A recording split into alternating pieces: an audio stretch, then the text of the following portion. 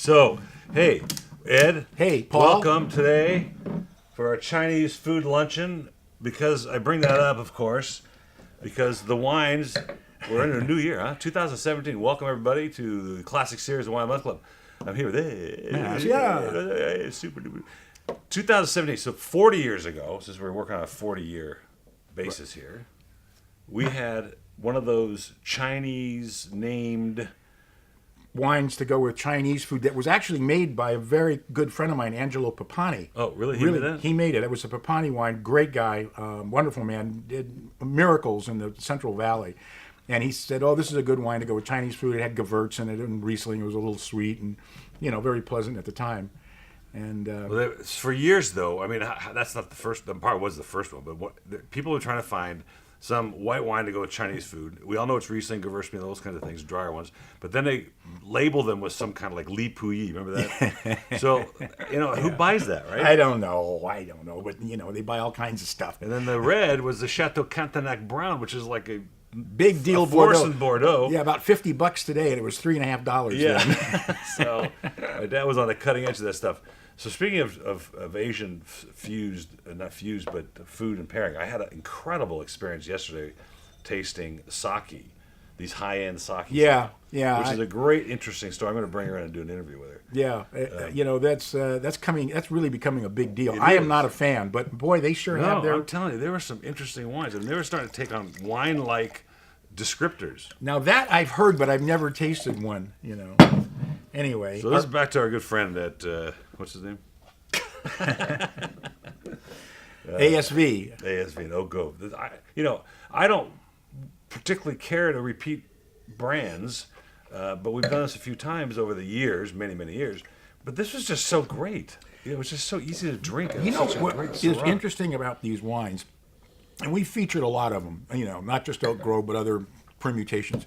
The wines keep getting better. Yeah, and this is really... they keep getting better. This is a better Syrah than we did, 3 years ago, and it's the same price. What I like about it is not this dense, dark, gamey Syrah. It's a bright California version. Absolutely. But you get that Syrah flavors in there. You get the blueberry. It's got beautiful fruit. It's got a little bit of vanilla from the oak. It's a classic wine. It's easily a $20 bottle of wine, and the reorder price is $7.99. I'm doing a 96. I think it's amazing. I do 95. Well, good for you. Blueberries, the color. Yeah, beautiful wine. You can serve this with your friends, and they'll all go, "Oh, hey, you know something about wine, don't you? Yeah, you must be a smart guy." I don't know about that. I don't know that the two go hand in hand, but think what you want. It's your show. Right. And now, back to another favorite of mine, Robert Pepi. Pepi, we did their, what's this, the Pinot Grigio? No, sorry, we did the Pinot Grigio last month or 2 months ago. Yeah, last month. Well, they come in droves. These glasses are smelly. Hey, folks, don't forget. The other night I went to a very fancy steakhouse, Morton's, which I don't care for much. I don't like chain steakhouses, but we went. We were with about 5 or 6 couples, and I smelled the glasses. And my glass had a little bit of that, bleach. Yeah, the sanitizer from the 3-hole sink at the bar. And so one of my friends goes, "Why are you doing that? Why are you smelling the glass?" I said, "You have to, because they're cleaned with." They do that 3-hole sink, and then the last thing is bleach, right? That wine is absolutely delicious.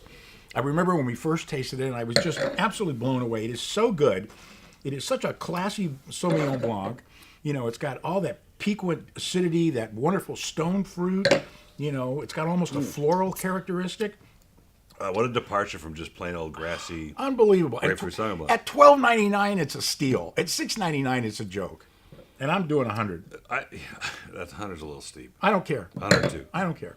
100's a little steep. I think it's an amazing. Ed's in a very generous mood today, but it's got layers of flavors that you don't get. Just unbelievable. I'll give it a 95. Okay, don't. Hike. Hey, we're just hitting all the high notes today because now we got a Babcock wine. Look, folks. And I have to give Ed credit for this. The relationship with Brian Babcock, who was at Occidental College when Mr. Obama was there, makes incredible wines. And Ed tries to instruct him not to make so many different wines, but thank God he refuses to listen. So they end up with all these wines, and we get shot at him. And I think he sells us for $30. Yeah, easily. Easily $30. This is the Cabernet. I think it's $35. Actually, I have a 39 here. That's the one I think I got online. This is, look at it's a nice thick bottle, big punt. And though Santa Barbara's not known for Cabernet, this has got so much Phenomenal gumption. wine. Absolutely gorgeous. Big, buxom Cabernet, dense. It's got that licorice. It's got chocolate. It's got, that soil component that you can get out of Napa How's Valley. he getting the ripeness up there with this? Well, first This of got time. all, a lot of this comes from the northern parts of the San Ynez Valley, which can get pretty warm. There's some guys that have learned how to deal with Cabernet in that area, and this is the result. Clearly one of them. It's unbelievable. 40 years ago, yeah, they didn't taste very good, but today they're outrageous. It sits on your tongue. Oh It's my just God. waiting for you to taste it. Okay, again. just so you won't complain, I'll give it a 99. Just based on the price alone, $7.99 the reorder price. Come on, you got to be kidding. That's not fair. That's not fair to our competitors because there's no way they can't compete. There's no way you can compete with us. Okay, I'll give it a 12. I'll give it 12 points. And You're not going to charge get this $100. wine anywhere No. because of our relationships. Thanks, Ed. I appreciate that relationship. Because you haven't pissed them off yet. That's great. Now, another good friend of mine, John Bueller, who I met 35 years ago when he was selling his 78 Cabernet, which was one of the best Cabernets I'd ever tasted.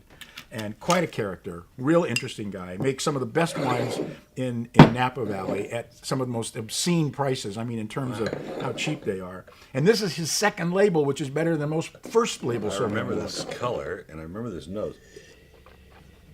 He says it's a French. He calls it easy for you to see, the definitive California wine with a decidedly French accent, and I totally get what he's saying.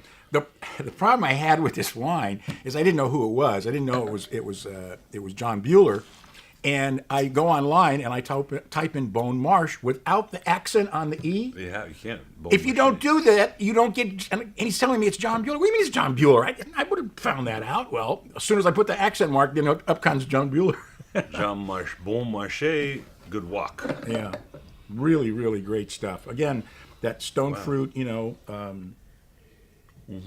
little bit of herbs, but not overdone, not overly grapefruity. You know what I like? Beautiful. The bottle age has done this really well.